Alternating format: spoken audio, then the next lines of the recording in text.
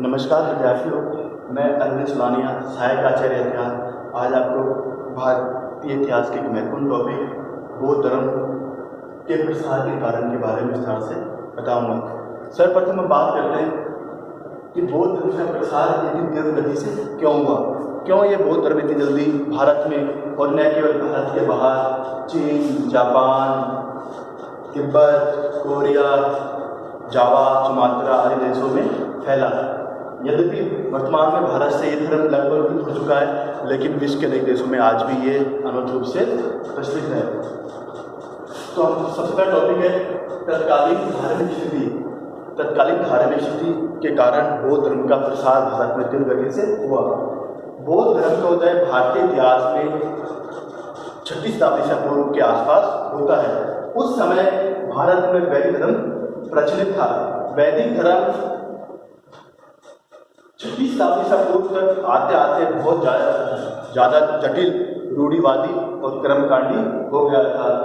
धार्मिक कार्यों के अंतर्गत पशु बलि व यज्ञ का महत्व अधिक बढ़ गया था। यज्ञ घर पे नहीं किए जा सकते थे, केवल पुरोहितों की सहायता से यज्ञ संपन्न किए जाते थे और यज्ञ कराने वाले पुरोहितों को दान दक्षिणा बहुत ज़्यादा दी जाती थी। इस कारण यज्ञ बहुत ज़्यादा खर्चीले हो चुके थे। आम आदमी भी यज्ञों को अपने घर पर बैठकर नहीं कर सकता था। जब लोगों को बौद्ध धर्म के रूप में एक ऐसा धर्म मिला जिसके सिद्धांत सरल थे, इसके अंदर कर्मकांड, रूढ़िवादिता नहीं थी, अंधविश्वास नहीं थे, इसी कारण उस समय की जनता ने तीव्र गति से बौद्ध धर्म को अपना लिया। इसलिए बौद्ध धर्म के प्रसार का सबसे महत्वपूर्ण कारण तत्कालीन धार्मिक परिस्थितियाँ। दूसरा कारण है सरल सिद्धांत। बौद्ध धर्म के सिद्धांत अत्यंत सरल थे, व्यवहारिक थे, उनमें अंधविश्वास, रूढ़िता नहीं थी। इसी कारण तत्कालीन जनता ने बौद्ध धर्म को अत्यधिक तीव्र गति से अपनाया, क्योंकि वैदिक धर्म जटिल हो चुका था। उसके सिद्धांत आम आदमी को समझने में इतना संभव नहीं था, क्योंकि वो संस्कृत भाषा में भी थे। तीसरा कारण है बौद्ध धर्म के प्रसार का महात्मा बुद्ध का व्यक्तित्व। महात्मा बुद्ध का व्यक्तित्व अत्यंत आकर्षक, सरल, सहज, अंधविश्वास से परे था। इसी कारण महात्मा बुद्ध के व्यक्तित्व का प्रभाव सामान्य जनता, व्यापारी वर्ग, जमींदार वर्ग, राजा महाराजाओं पर पड़ा और उन्होंने बौद्ध धर्म को अपना लिया। महात्मा बुद्ध का व्यक्तित्व अत्यंत सरल था, उसमें चरित्र में सच्चता थी, यथार्थता थी, उदारवादिता थी, करुणा थी। इस कारण महात्मा बुद्ध के व्यक्तित्व से तत्कालीन लोग प्रभावित हुए और महात्मा बुद्ध के कारण उस समय की जनता ने बौद्ध धर्म को अपनाया। एक विद्वान है केनेथ,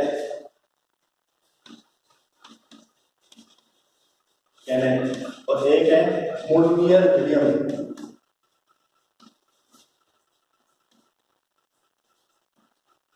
केनेथ और मोनियर विलियम्स नामक दो विद्वान हैं। ये दोनों विद्वान बौद्ध धर्म के प्रसार का सबसे महत्वपूर्ण कारण मानते हैं महात्मा बुद्ध का व्यक्तित्व। महात्मा बुद्ध के व्यक्तित्व के कारण बौद्ध धर्म का प्रसार हुआ, ऐसा इन विद्वानों का मानना है। तो बौद्ध धर्म के प्रसार में एक सबसे महत्वपूर्ण कारण महात्मा बुद्ध का व्यक्तित्व भी है, जिस कारण बौद्ध धर्म का प्रसार तत्कालीन समय में हुआ।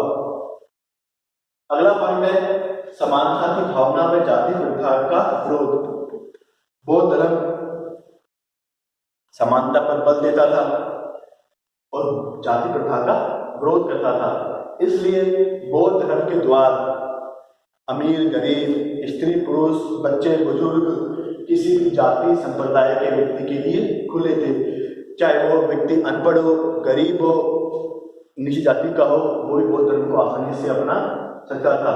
बौद्ध धर्म सभी के लिए समान था। इसलिए तत्कालीन समय की निम्न वर्ग के लोगों जिन्हें अछूत माना जाता था, उन्होंने बौद्ध धर्म को अपनाया। इस कारण भी बौद्ध धर्म का भारत में अत्यधिक तीव्र गति से प्रसार हुआ, क्योंकि बौद्ध धर्म में समानता की भावना थी, जो वैदिक धर्म में नहीं थी। क्योंकि वैदिक धर्म में समाज 4 वर्गों में बटा था और 4 वर्ग आगे अनेक जातियों में बटे हुए थे। महात्मा बुद्ध ने जाति प्रथा का विरोध किया और मानव की समानता पर बल दिया। इसलिए कोई भी व्यक्ति किसी भी जाति का हो, किसी भी संप्रदाय का हो, किसी भी वर्ग का हो, स्त्री हो, पुरुष हो, बच्चा हो, बुजुर्ग हो, कोई भी हो, बौद्ध धर्म को आसानी से अपना सकता था। इस कारण भी उस समय की जनता बौद्ध धर्म के प्रति आकर्षित हुई, क्योंकि वैदिक धर्म में ऊंच नीच जाति भाव बहुत ज्यादा आ चुका था। अगला कारण है जिसके कारण बौद्ध धर्म में प्रसार हुआ, लोक भाषा में रोचक शैली का प्रयोग। महात्मा बुद्ध ने बौद्ध धर्म के प्रसार के लिए संस्कृत जैसी जटिल भाषा के स्थान पर पाली भाषा का प्रयोग किया, जो उस समय जनसाधारण की भाषा थी। इस कारण महात्मा बुद्ध के सिद्धांत, महात्मा बुद्ध की बातें आम जनता तक आसानी से पहुंची। उन्होंने संस्कृत जैसी क्लिष्ट भाषा के स्थान पर पाली जैसी जन सामान्य की भाषा का प्रयोग किया, जबकि वैदिक मंत्र, वैदिक साहित्य, वैदिक धर्म में संस्कृत भाषा का ज्यादा महत्वपूर्ण योगदान था। एक अन्य कारण है रोचक शैली। महात्मा बुद्ध ने जब निर्वाण प्राप्त करने के पश्चात अपने धर्म का प्रसार किया, तो उन्होंने रोचक शैली का प्रयोग किया। उन्होंने लोकोक्तियों, लोक मुहावरों के आधार बनाकर अपनी बातों को जनता तक समझाया। लोकोक्तियों के माध्यम से भी अपनी बातों को जनता से समझाने से जनता उनके सिद्धांतों को, उनके उद्देश्यों को आसानी से समझ सकी। इसके अतिरिक्त महात्मा बुद्ध बीच बीच में अपने उपदेशों में हास्य और व्यंग्य का प्रयोग भी करते थे, ताकि जनता का महात्मा बुद्ध से ज़्यादा लगाव हो सके। इस कारण भी बौद्ध धर्म का प्रसार हुआ और आम जनता बौद्ध धर्म से जुड़ी। अन्य कारण है लचीलापन। बौद्ध धर्म लचीला धर्म था, व्यवहारिक धर्म था। उसमें अपने आप को समय के अनुसार परिवर्तन करने की क्षमता थी। इसी कारण से बौद्ध धर्म का प्रसार भारत में तेज गति से हुआ, न केवल भारत में बल्कि संपूर्ण विश्व में। एक अन्य कारण है प्रतिद्वंद्विता का अभाव।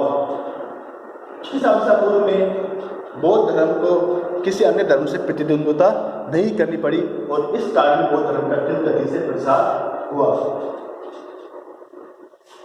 अगला है मठों की स्थापना और प्रचार कार्य। महात्मा बुद्ध जानते थे कि बिना संगठन के किसी भी धर्म का विकास नहीं हो सकता, इसलिए महात्मा बुद्ध ने अपने जीवन काल में ही बौद्ध संघों की स्थापना की और बौद्ध भिक्षु निवास करने के लिए मठों की स्थापना की। इन मठों में रहकर बौद्ध भिक्षु में आपस में एकता की भावना का प्रसार हुआ और इस कारण भी बौद्ध धर्म के प्रचार प्रसार में महत्वपूर्ण योगदान मिला। ये जो मठ थे ये बौद्ध शिक्षा के केंद्र थे और इन मठों के माध्यम से बौद्ध धर्म के अंदर एकता आई और इससे एकता के कारण बौद्ध धर्म का विकास तेज गति से हुआ। इसके अतिरिक्त महात्मा बुद्ध ने स्वयं ने बौद्ध धर्म के विकास के लिए, प्रसार के लिए कार्य करा।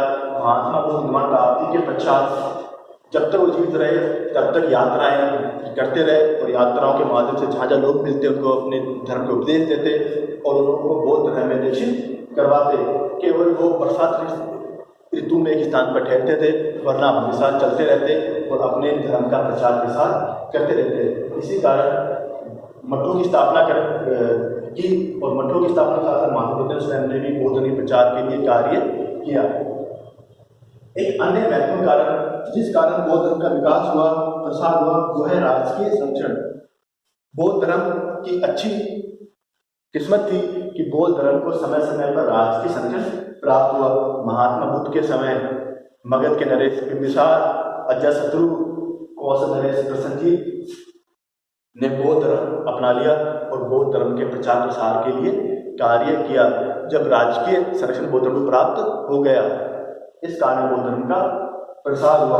महात्मा बुद्ध के बाद मौर्य सम्राट अशोक और कुषाण सम्राट कनिष्क के शासनकाल में जो बौद्ध धर्म का अत्यधिक विकास हुआ। मौर्य शासक अशोक ने बौद्ध धर्म अपना लिया और बौद्ध धर्म का प्रचार प्रसार न केवल भारत अपितु विदेशों में भी किया।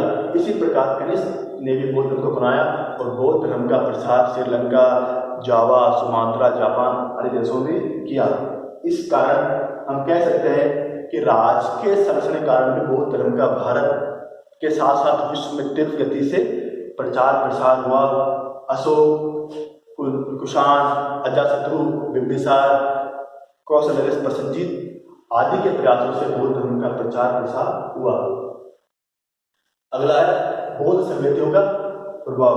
बौद्ध धर्म के विकास में, प्रसार में बौद्ध संस्कृतियों का महत्वपूर्ण योगदान है। महात्मा बुद्ध की मृत्यु के बाद 4 बौद्ध समितियां हुई, जिनके कारण भी बौद्ध धर्म का प्रचार प्रसार हुआ। पहली बौद्ध समिति 483 ईसा पूर्व में राजगृह में हुई।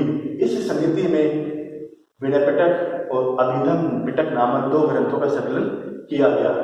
दूसरी बौद्ध समिति 383 ईसा पूर्व में मगध के शासक कालाशोक के समय आयोजित हुई। इस समिति में बौद्ध मठों में जो फूट पड़ी थी उस फूट को रोकने का प्रयास किया गया। तीसरी बौद्ध समिति मौर्य और अशोक के समय पाटलिपुत्र में तिस्से के नेतृत्व में हुई। इस बौद्ध समिति में सूरपिटक नामक एक ग्रंथ का संकलन किया गया और तीनों पिटकों पर एक टीका लिखी गई। चौथी और अंतिम बौद्ध समिति कुषाण शासक कनिष्क शासन काल में कश्मीर के कुंडलवन में आयोजित हुई, जिसकी अध्यक्षता वसुमित्र ने की। इस समिति में महायान नामक बौद्ध धर्म की नई शाखा का उदय हुआ। इस प्रकार इन 4 समितियों ने भी बौद्ध धर्म को एकता में बांधे रखा और बौद्ध धर्म का प्रचार प्रसार भारत में किया। अब कुछ ऐसे कारण हैं जिनको हम अन्य कारणों के अंतर्गत रख सकते हैं। पहला कारण है महायान। प्रथम सदी ईस्वी के आसपास बौद्ध धर्म के अंतर्गत महायान नामक नई शाखा का जन्म हुआ। महायान नामक की नई शाखा अत्यंत सहज और कर्मकांड रहित थी, इसलिए सामान्य जनता महायान से जुड़ी। महायान के अंतर्गत महात्मा बुद्ध की मूर्ति बनाकर पूजा जाने लगा। इस कारण जो वैदिक लोग थे, जो मूर्ति पूजा विश्वास करते थे, वो भी बौद्ध धर्म के साथ में जुड़ गए। इसके अतिरिक्त प्राचीन भारत में तक्षशिला, विक्रमशिला, नालंदा जैसे विभिन्न विश्वविद्यालय थे, वो बौद्ध धर्म की शिक्षा के प्रमुख केंद्र बन गए, जहाँ पर बौद्ध धर्मों की सिद्धांतों के उद्देश्यों की शिक्षा दी जाती थी। विश्व के अनेक देशों जापान, तिब्बत, श्रीलंका, जावा, सुमात्रा आदि से विद्वान इन विश्वविद्यालय में अध्ययन करने आते और यहाँ से ज्ञान प्राप्त करके उस ज्ञान का अपने देश में प्रचार प्रसार करते। इस प्रकार ये विश्वविद्यालय भी बौद्ध धर्म के प्रचार प्रसार में महत्वपूर्ण योगदान दिया, क्योंकि वहाँ के विद्वान भारत में आए। चीनी विद्वान भारत में उन्होंने यहाँ पर रहकर बौद्ध धर्म की शिक्षा ग्रहण करी और अपने देश में व अन्य देशों में जाकर बौद्ध धर्म का प्रचार प्रसार किया। एक अन्य कारण बताया जाता है कि 6वीं शताब्दी ईसा पूर्व में एक नई कृषि मूलक अर्थव्यवस्था का जन्म हुआ। वो अर्थव्यवस्था कृषि पर आधारित थी और कृषि करने के लिए बैलों के धन की आवश्यकता थी, जबकि वैदिक धर्म में बैलों की बलि दी जाती थी, जिस कारण बैल कम हो गए थे। जबकि बौद्ध धर्म में पशु हिंसा पर प्रतिबंध था, पशु बलि नहीं दी जाती थी, इसलिए किसानों ने बौद्ध धर्म अपनाया ताकि पशुधन की रक्षा की जा सके और जो पशुधन बच जाए उस पशुधन का प्रयोग किसमें किया जाए? कृषि के अंतर्गत, क्योंकि कृषि में खेतों की जुताई के लिए बैलों का होना आवश्यक था, जबकि वैदिक धर्म में बैलों की पशु बलि दी जाती थी। जबकि बौद्ध धर्म ने पशु बलि की निंदा करी और अहिंसा का सिद्धांत अपनाया। इसी कारण कृषक वर्ग बौद्ध धर्म से जुड़ा ताकि पशुधन की बलि पर रोक लगाई जा सके। एक अन्य कारण ये बताया जाता है कि वैश्य वर्ग जो उत्पादन करता था, जिसका वास्तव में पृथक रूप से उत्पादन प्रक्रिया से संबंध था, उसको समाज में तृतीय स्थान पर रखा गया था। प्रथम स्थान ब्राह्मणों का, द्वितीय स्थान क्षत्रियों का था। जबकि उत्पादन संपूर्ण उत्पादन वैश्य वर्ग करता, लेकिन समाज में उसका स्थान इतना उच्च नहीं था। महात्मा बुद्ध ने समानता पर बल दिया, कहा कि सभी व्यक्ति चाहे किसी वर्ग के हो, सभी समान है। तो वैश्य वर्ग ने बौद्ध धर्म को अपनाने का प्रयास किया ताकि उनका स्थान समाज में उच्च आ सके, क्योंकि ब्राह्मण और क्षत्रिय को उत्पादन नहीं करते, लेकिन संपूर्ण समाज को उनका नियंत्रण था। तबकि संपूर्ण कार्य वैश्य वर्ग करता, उत्पादन कार्य वो करता, कृषि वो करता, पशुपालन वो करता, व्यापार वो करता, लेकिन समाज में उनका स्थान निम्न था। दूसरा, वैदिक धर्म में पैसे ब्याज पर देने व लेने पर रोक थी। ब्याज पर सूद पैसा देना व लेना पाप माना जाता था, तबकि व्यापार करने के लिए उधार लेना व देना आवश्यक था। महात्मा बुद्ध ने ब्याज पर पैसे देने को मान्यता प्रदान की। इस कारण वैश्य वर्ग बौद्ध धर्म के प्रति आकर्षित हुआ, क्योंकि बौद्ध धर्म में ब्याज देने व लेने को सही माना गया था। इस कारण अपनी सामाजिक स्थिति कुछ करने व ब्याज पर पैसे देने व लेने की अनुमति होने के कारण वैश्य वर्ग बौद्ध धर्म की ओर आकर्षित हुआ। इस प्रकार हम देखते हैं कि इन विभिन्न कारणों से बौद्ध धर्म का भारत में अत्यधिक तीव्र गति से प्रसार हुआ। न केवल भारत में अपितु विदेशों में अफगानिस्तान, श्रीलंका, तिब्बत, जावा, जापान, सुमात्रा आदि देशों में बौद्ध धर्म का प्रसार हुआ। लेकिन कुछ कारण ऐसे थे कि जिस तीव्र गति से बौद्ध धर्म का प्रसार भारत में हुआ, उसी तीव्र गति से वो भारत से विलुप्त भी हो गया, जबकि विश्व के अन्य देशों में आज बौद्ध धर्म प्रचलित है। क्या कारण थे कि बौद्ध धर्म का उदय जिस तीव्र गति से हुआ, उसी तीव्र गति से उसका पतन भारत से हो गया? उन कारणों की पता हम अपने अगली क्लास में लगाएंगे।